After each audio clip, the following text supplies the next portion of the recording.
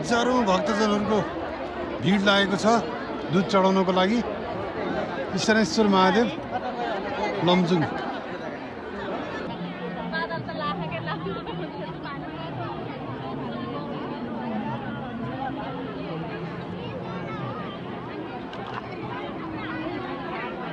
कस्तो लागिरहेछ भक्तजनहरूको विशाल भिड लागेको छ। म यो चोटिसम्म 3 चोटि आइसकेँ तर यति धेरै भिड मैले देखेको थिइनँ। लागेको छ यति धेरै भक्तजनहरूको भिड लागेको छ दुध चढाउनको लागि।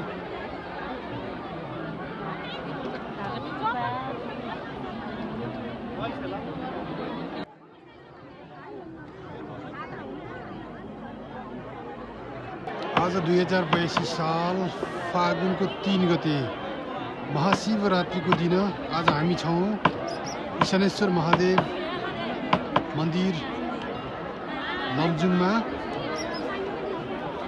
आज यति धेरै भिड छ कि यो दुध चढाउने बत्ती बाल्ने भक्तजनहरूको एकदमै धेरै भिड छ। अब मैले पनि एकछिन लाइन बसेर दुध चढाउन गइरहेको छु। यति धेरै भिड छ ल हेर्नुहोस्।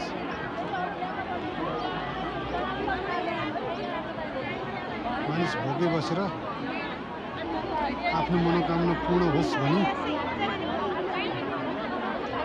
एकदम धैर्य धारण गर्दै लाइनमा बस्नु भएको छ।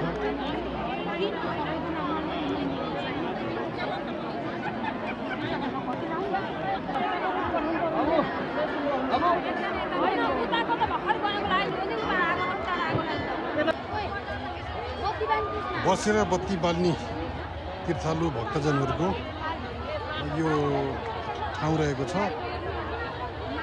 अब यसमा उठेर बाल्ने बत्ती बाल्नेहरूको लागि छुट्टै व्यवस्था भएको छ।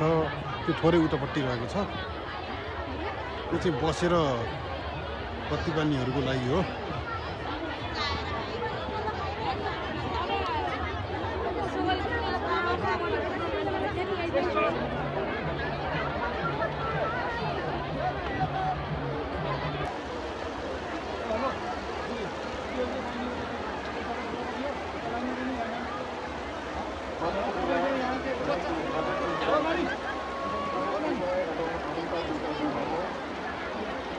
से 8 धारा